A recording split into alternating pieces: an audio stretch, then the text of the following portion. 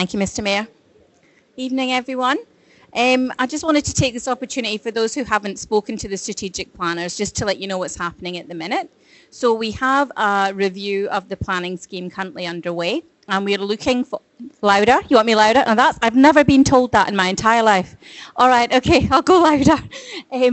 The planning scheme is being reviewed, and we have a tourism amendment happening at the moment, but we also have a 3-year plan of what amendments will be coming in the future. So we really encourage you to provide feedback on both of those. The level of engagement we've seen down here this week has been fantastic, and we really encourage that to continue. If we don't hear from you, we don't know what to fix. So you need to encourage people to be involved and to give us the information that we need. This is a long journey. It's not a sprint, it's a marathon, so it will take time to get where we're going. So the more that we hear from you, the better. The planners are here for the rest of the week, but we will take feedback from you any way you want to give it to us. Online, call the contact centre, go to our conversations page. It doesn't have to be overly formal. Just tell us what you're thinking and we'll add it into the submissions. We've had over 60 submissions already, 14 meetings this week alone, and that is quite a high number. For the planning review the last time, I think it was 100 and something submissions. So to get 60 for tourism alone, most of them are coming from Agnes Water, so in 1770. So definitely have an engaged audience on that. We encourage that to keep coming. I think I've hit most of the points there. Yep. Thank you.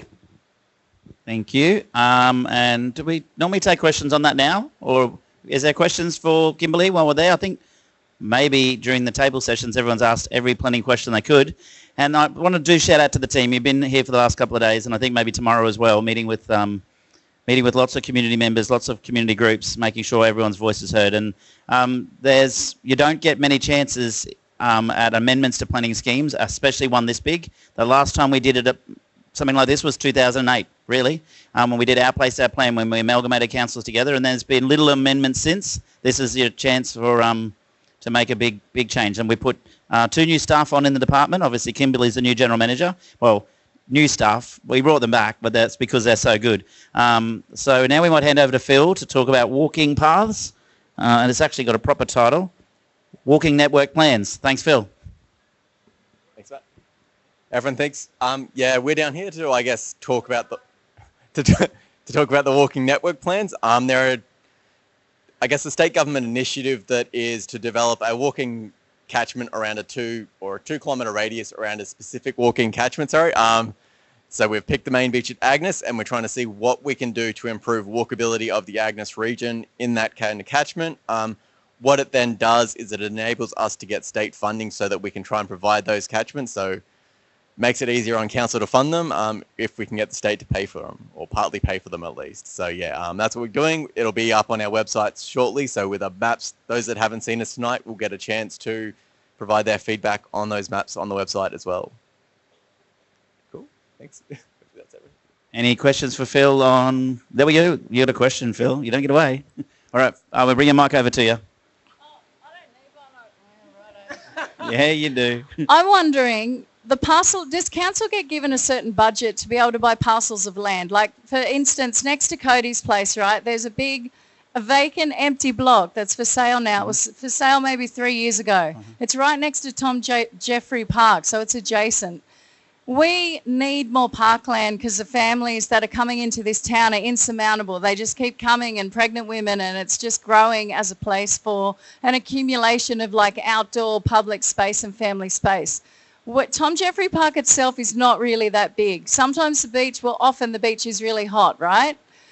If council bought that parcel of land next to Cody's place, that would be phenomenal. Does council have that ability, or while you're doing your walkway submission to get money to help the state government to pay for the walkways, can they buy that parkland? Can they buy that parcel of land and use it as parkland? Because the town's growing and we need more public space in the middle of town. Yeah, I'll take that one for Phil. So Phil can build pathways and get funding from the government for pathways. What you want to buy is one of the most probably expensive blocks of land in the whole of the region. Yeah, and we need it. I know you do, and I love it. It's not that there's an allocated budget for it. That would be a budget discussion for the councillors. So there's 5 of them here tonight, so I think they've just heard it loud and clear, and it's live streamed. Sorry? It just went up a little bit more because now the owners are, oh, hang on, the council's interested. If we were interested, by the way, if you own that block of land, we would go through a third party and you wouldn't know it was us. Otherwise, the price does go up.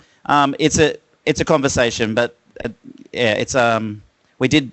I don't want to go into too many other things, but we did buy a block of land that was available at another space just a bit further up the road that we that the community asked for a car parking, so we built and bought a block of land for a car park. That was a lot of money back in the day. It was over $1 million for that block of land. This block next to Tom Jeffrey would be more. I don't know the dollar figure, but it's something councillors can certainly discuss. But there's no actual budget item to purchase land. We've got a lot of land, just not the piece you're talking about.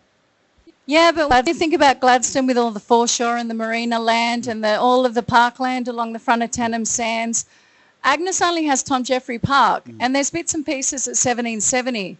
But while you have that opportunity to buy that parcel of land, that would be good for a town that you know is not going to shrink. No, it's not going to shrink. It's going to keep growing. I don't disagree. Just not my decision to stand up here tonight and say I'm going to buy that block of land. Who do I talk to? There's 9 councillors. That 5 of them are here and they've heard it loud and clear. And I'm sure that you're not alone in that. If we had all the money in the world, we'd buy that, and we'd buy a lot of property in the main street where we could put new car parking in. We'd buy lots of space around around 1770 as well, which we could probably develop. There's lots of land we could buy. There isn't a time when a councillor hasn't brought a parcel of land to council say this would be a strategic block of land. There is, and that's why we bought Agnes Street. We noted that there was a lot of lack of car parking, and so we bought that block of land when it became available and made car parking available. And admittedly, there's been issues that have been hopefully resolved with that car parking space, but that's why we purchased that block of land, because of the lack of car parking at Tom Jeffrey. I've heard you loud and clear. I don't know what the dollar figure is, but it's certainly something we could consider. Well, it does matter because it's everyone's money. That's right, 100%. When it's gone, it's gone. I know, but I'm not going to stand here tonight and tell you I'm buying that block of land because it's not my decision to do.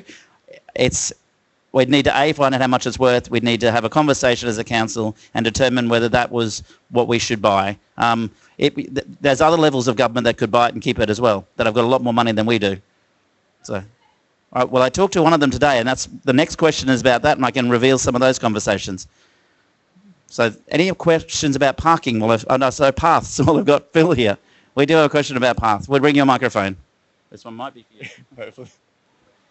Yeah, it's coming. Hello.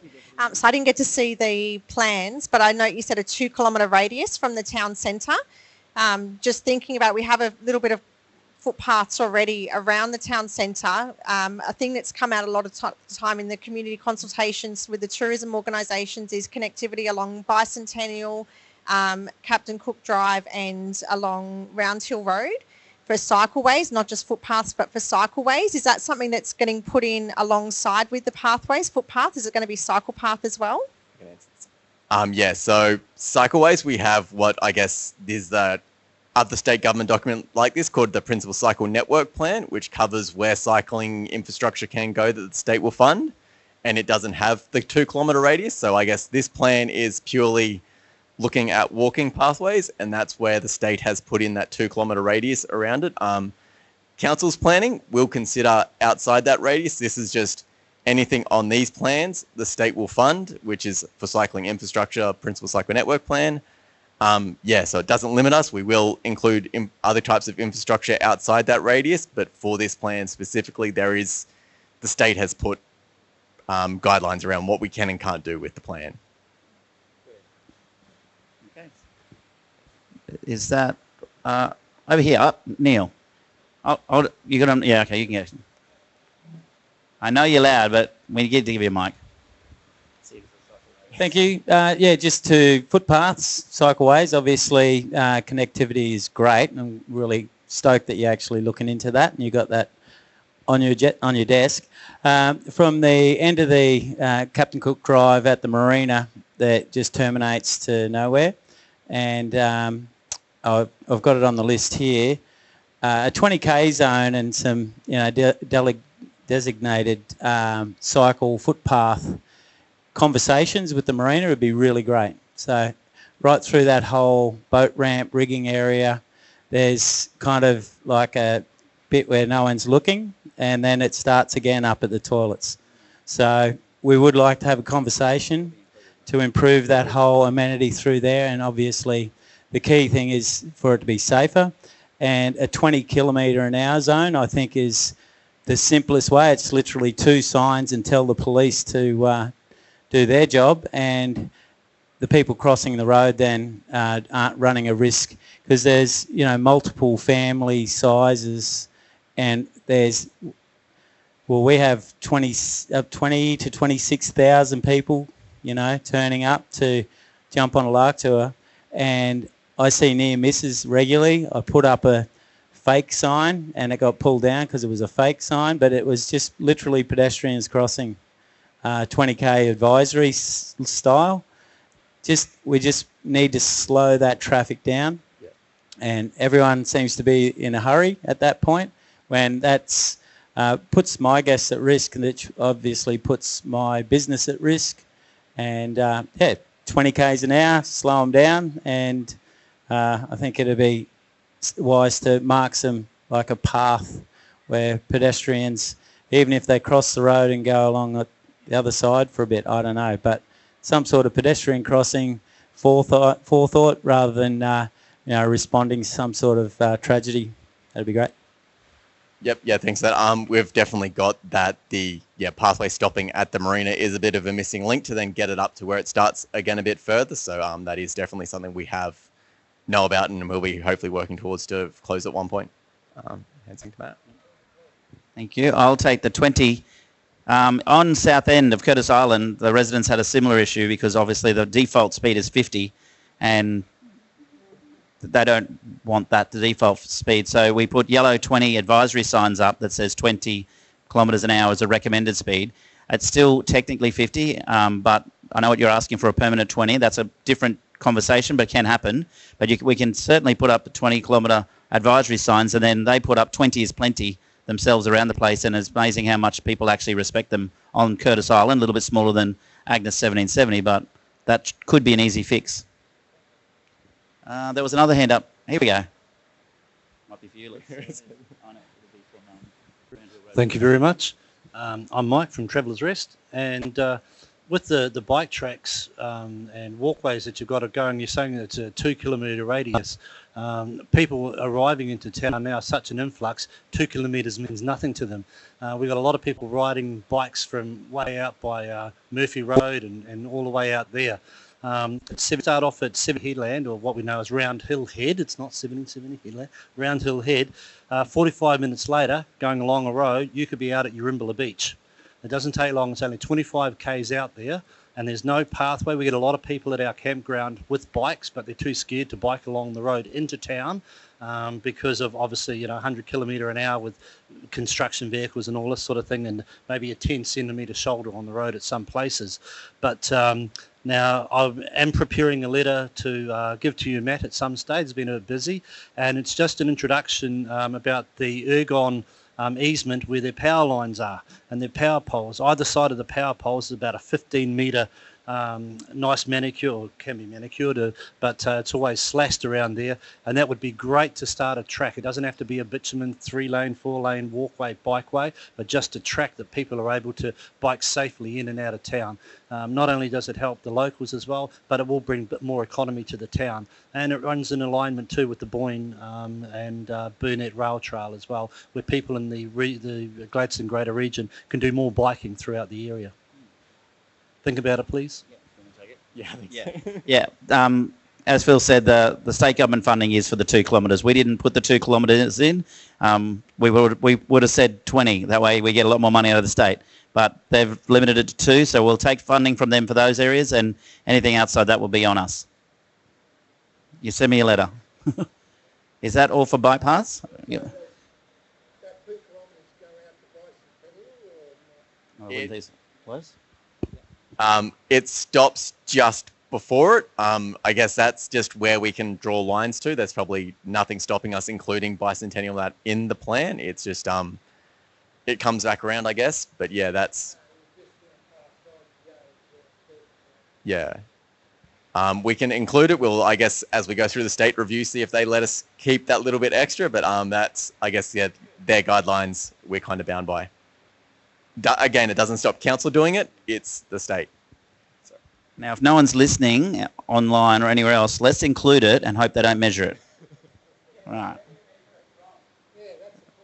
I guess they pick a point 2 kilometres that way, come in from the beach, and then go another 2. So I'm assuming that's how it's done?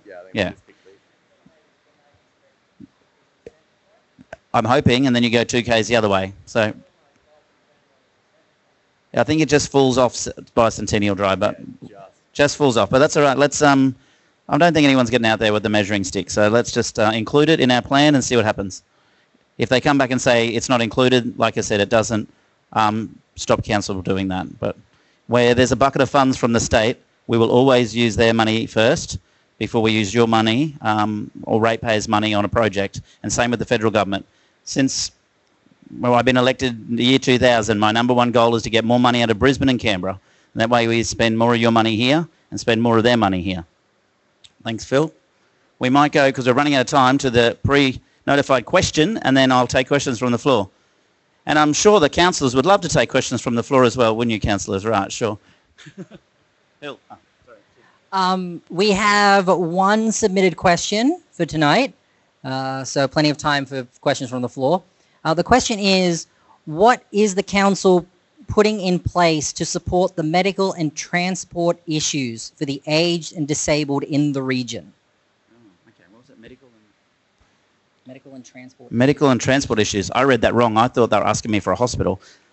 Shout out to the team from Impact Community Health. Thank you, Pam Mackey and everyone. Well, I guess I met with Steve Bennett today, and that was one of the key issues for us, and has been for a long time, is providing better health services, not just in Agnes, but right around the region. But obviously I'm here in Steve's electorate, which is my electorate as well. So improving health services is the key, but it's not, again, a fundamental, it's not a priority, it's a state government responsibility, and we're not pushing it on, but ultimately we would love to see a hospital built. We've got amazing health services at Impact Health, but a community this size, it's time for a hospital. It's about finding the right location for that hospital. It's about finding the right conversation with the Queensland government to do it. And we've got a great member in Stephen Bennett, who has been pushing this for a long time, and now that he's in government, I have no doubt that if it's ever going to happen, it'll happen now. So in terms of transport, I guess that's more a question for the Queensland government. They don't provide much public transport anywhere outside southeast Queensland, or certainly not in the Gladstone region. Even in our city, there's not much public transport. It's a school bus service in the city itself, and then during the daytime there's a small bus service. To get that kind of public service, public transport in Agnes isn't going to happen. Ultimately, it would be good to get transport services from here to Bundaberg or into Gladstone to see health services, but what we really need in a community this size is a real conversation around building a hospital and more improved health services. And Steve and I had that conversation today in the building next door, and he is 100% committed to getting funds out of the Queensland government to build a hospital. And I've known Steve a long time. I've been friends with him for a long time, and I 100% believe him. And I think if it's ever going to happen, it'll happen now. So that's that health question. I don't know who owned it, and you don't have to stand up. That's the joy of sending questions in. You don't have to stand up in front of everyone and ask questions. But now I'll take any questions anyone's got from anywhere that hasn't been answered already. That's the first. We'll get your mic. Hi, Matt. There were some questions that came out of the community when we were gathering signatures for that health centre. And people were also, a lot of younger people, not my age group, were really concerned about having some sort of public pool here. Yeah, so good. Children can actually learn to swim because they are in the water a lot. Thank you. That's a great question. Steve and I talked about that today. I raised it with him. Councillors are hearing this for the first time, but not this first bit they haven't. They would have heard me say this before, and I've said this to Agnes for a long, long time. The next community to get a pool is Tenham. Well, we're building that pool in Tenham. So the next community to get a pool is Agnes. So it just had to go down the line. There's more than 10,000 people in Boyne Tenham. And we have, there's a pool at Tenham Primary School that is only accessible by the swim club and the school, and is not accessible by the community. When I was a young fella, on Saturdays we would go to the Tenham pool and hang out. Well, those days ended, and it became just a school pool and became just a swim club pool. So we made a commitment, and we got $15 million from the feds. So there's no way in the world that, come on in, in case you got a question, you might be able to ask it. We were never building a pool for Tannum with our own money either. And I had that conversation with Tannum. They go, we want a pool, we deserve a pool, and yes, you do. But it's going to be about $30 million to build the pool in Tannum. And the ratepayers don't have $30 million to build a pool. So we went to the federal government, we got them to give us 15. And now we've got to come up with another 15, 16. I haven't seen the tenders are closed, the tenders are in, they're being assessed. I don't know exactly what it is, but it'll be about 30 million. We've done our quantity surveying, we've done all the hard yards, we've done the work, got all the plans in place. We know it's going to be about that 30 million. If it comes in at 50, well, we're in trouble. But I'm sure it's not that. So once that's built, the next thing is to build one in Agnes. Now, the conversation with Steve today is let's find a block of land. So him and I are looking for the right block of land for where the pool in Agnes will go. And I'm going to tell you now on live stream for everyone, it's not going to happen in 2020 anything. So there's not going to be a pool built and open in Agnes in 2026, 7, 8, 9. It's just not going to happen. The pool in Tannum won't start construction until later this year at the earliest and won't open until 2028 probably. I've been promised the summer of 27, which can stretch out to January 28. That's it. I put a very strong, firm timeline on that. So once we find a site that's suitable for a pool, the conversation with the community will be about, is that the right site? And this is where it should be. Now, I actually have a site in mind, but it's not going to be my site, and I'm not telling you here now because I had a conversation with a few people about that, and I think it's an ideal site, but that'll be your decision, not mine, because you'll be swimming in it, your kids will be swimming in it, and the next generation of Agnes Water locals will be swimming in it. So, great. Thank you. It's almost like a Dorothy Dixer, that one. Thank you. All right, you want to put it on that park, don't you? Well, while we're waiting for I heard you, like councillors, have you heard the park next to, the skate park, thank you, we could talk about that. I took photos of it today. It's so good to see that under construction. Councillors, 1, 2, 3, 4, 5. The lady would like us to buy the park. I think she's not on her own. I think everybody wants it. I was getting there. No, I said I think everyone would agree with her. You've got to let me finish. Oh, Leanne, hang on, we got 5. 1, 2, 3, 4, 5 councillors. You got the majority in the room. Don't let them leave.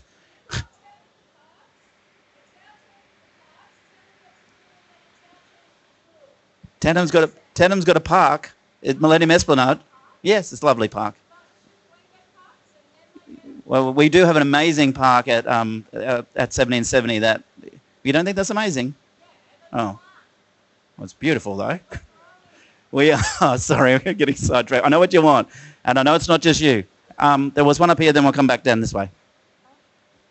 What is happening with the skate park and why is it being renovated? I'm just curious. Because the community asked for it a long time ago. So it's been a long time going. The skate park was dangerous. My kids are 20, my boys are 21 and 22 now, 22 and 23 rather, and it was dangerous when they were young fellas playing on it.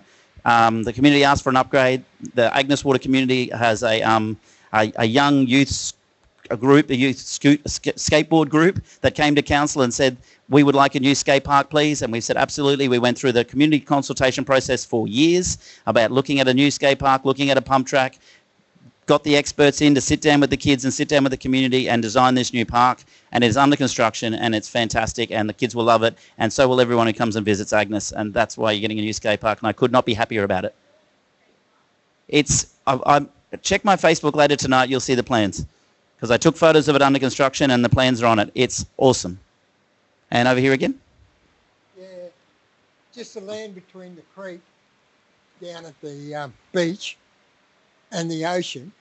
Does the council own that or not? Land between the... I believe it's leased to the... Beach Houses Estate? No. Yeah, is that what it's called? Yeah, between there and the beach. Does the council own that or not? I doubt we would own it. It would be state-controlled land. Yeah. I don't even know if it's leased to beach houses. Oh, Carly's got this. We have recently just secured the lease back from beach houses on that. Yeah. Did you have? Yes. We don't own it, but we lease. Yes, we don't own it, but we have access to it, yes.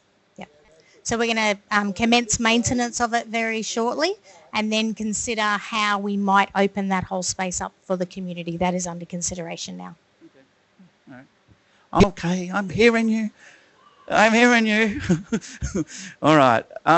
Did the couple that just came in before have a question? No? Okay. How are we going for time? 6:53. I've still got 7 more minutes. Oh, we have one here. I Yes. have another question. Yes. Workman's Beach. Yeah, yeah.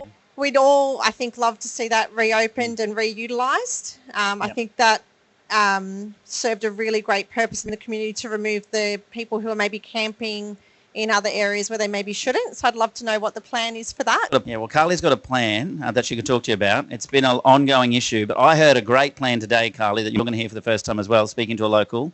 And it might not be very popular in the room, but it's been closed for so long. And I, as a kid coming here, camped there many lovely times and loved it, and I want it open.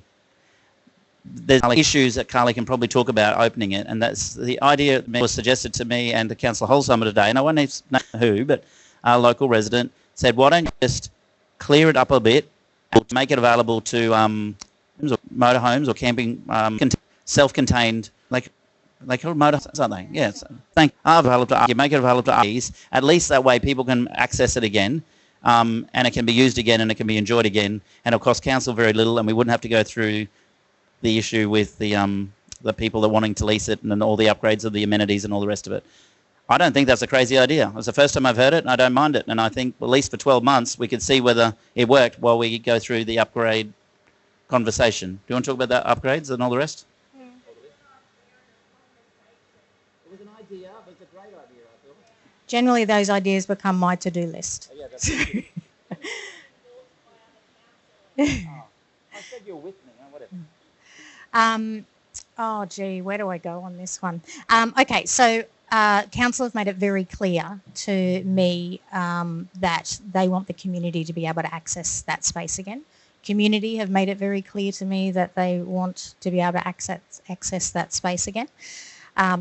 The challenge, which is not your problem, mine, but the challenge is that some of the state regulations and some of our own local laws mean that we can't do that and comply.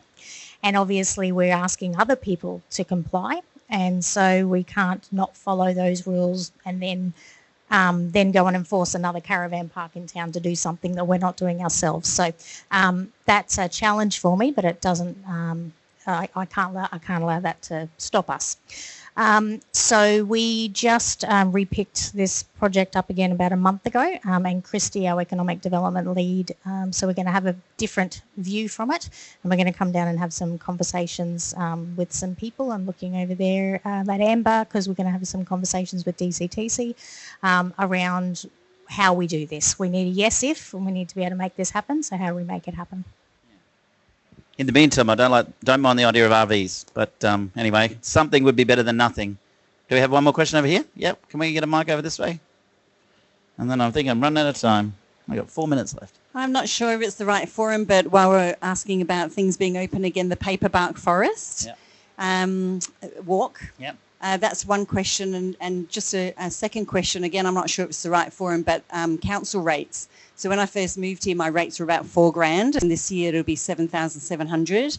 I'm just in town, a normal block, and it's going to keep going up 10%. And for me, that's not sustainable, and I think it's an issue for a lot of other people in town as well. The rates, it's just, and I think it's because of the water treatment plant. Because out in on the acreages, it's not as high. Yeah. And I think the water treatment plant is being renovated or something. So I'm just really super concerned about the rates and the trajectory of the rates. Yeah, thank you. Because for me, that's not sustainable. And the rates is the biggest issue we struggle with every year as a council. If you're in town, you will pay, and it's not just the water treatment plant, but you do pay a water access charge. So anyone like in the city or in Boyne, Tanham, Calliope, Mount Larkham that has a water connection will pay that. If you're not on a water connection, you won't. Your rates will be cheaper because you're buying your own water. If you're in the city and you have, or the urban area and you get a bin collection, you will pay for a cleansing charge. And if you're in certain parts of the rural area, you won't. Some parts of the rural area do get a bin collection, so you'll pay a cleansing charge. If you have a sewer in the city or urban area, you'll get a sewer charge. So it's a user pay system for the people who have it, and that's why people who don't have sewer and don't have water have a cheaper rate. But also it's a land tax. We try very hard to juggle it every year. No one wakes up in the morning. All councillors pay rates as well. We don't wake up and say, how can we get more?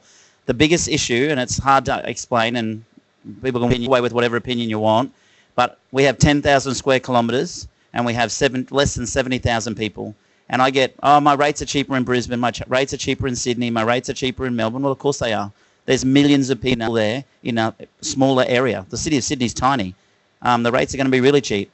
I don't know what they are for anyone in Sydney, but rates in Brisbane are going to be cheaper than in Gladstone as well because they have a massive population. Certainly Brisbane's a big area, but it's completely urbanised, completely a massive population. So small area to spread more money across. We've got less money across a massive area, and it's always going to be dearer. And to be fair, the cost of delivery of the bin collection in Agnes Water is subsidised by the urban centres of Gladstone, Tanam and Calliope, because if we were to do that as a user pay system, it would cost a lot more to pick a bin up from Lowmead or Baffle or Agnes than it would to pick it up from Gladstone, Boyne, Tanam and Calliope because of the proximity to the landfill. And because of the cost of delivery of water, that you'll find that Miriamvale, Baroran and Agnes have a higher litre charge, but it's still nowhere near the actual cost of delivery of the so that you might say, well, in the city you're only paying this much, and in Agnes we're paying this much per kilometre. The fact is that the price that the city is hiring is higher than it's actually higher than it should be to subsidise so that your water rate or not as high or your price is as it tech is as user pays is. If all user pays, the price of water would be unachievable. No one in Agnes could afford to pay the water bill because we just don't have enough people in the community here to be able to sustain the that's my alarm going off, to be able to sustain the water supply. So we have to subsidise it by the city. It's not 100% user pays, but it's subsidised. And it's unfortunate about rates. Now, Paperbark Trail. That's not ours, obviously, but we've been working with them and offered land. We've said the issue is car parking. It's a state government issue, and someone can correct me if I'm wrong. Carly can come in. I'll tell you what I know. We've said we want it open as well. Yes, Deputy Mayor, would you like to come up here and do this? I'm sitting there smiling at me. We've said to them we want it open too, and we will do whatever we need to do in terms of make land available. We cut off a piece of land so they can get the car parking right, so that they can open it again. But that's not our call. It's not our facility. DCTC, Amber's from DCTC, DC from GAPDL. They want it open again as well. We're working with them. Carly, do you have anything to add to that? No? Yep. Just that there's a little more than the car parking. The organisation themselves, the insurance has been quite expensive for them. It's been a lot for them to manage. They have been concerned about the number of people, how popular it was, and whether that was impacting the actual space that they were there to preserve and conserve. So I think there was a number of elements. The car park was absolutely one, and that's one that we could help them with, and we made a number of offers. That offer's still there, so we've said when and if you're ready to open, please let us know. We want to help you with the car park. They had just really, we haven't heard from them if they want to open it again. Okay. I was getting the wind up from Tim, but I've got one more question from this lady over here, and I promise I'll let her go, and then we'll wrap it up.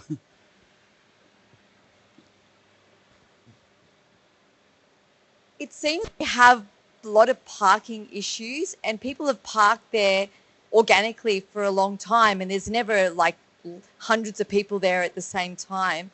So as a resident of Agnes, there's the song, call it a paradise park, turn it into a parking lot. Please don't turn Agnes into a parking lot.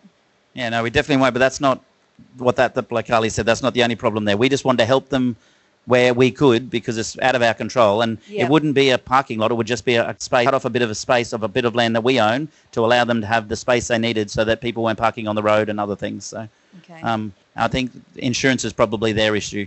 It's not our facility, but it is beautiful, and I'm sure you've been there, I'm sure you all have. Yeah. Anyway, thank you all for attending. It's been a fantastic night, a fantastic afternoon, and a fantastic day for me and Agnes. I've loved it. Got to check everything. And who asked me about the skate park? Was that you? The skate park plans will be up on Facebook either tonight or tomorrow. Thanks, everyone. Cheers.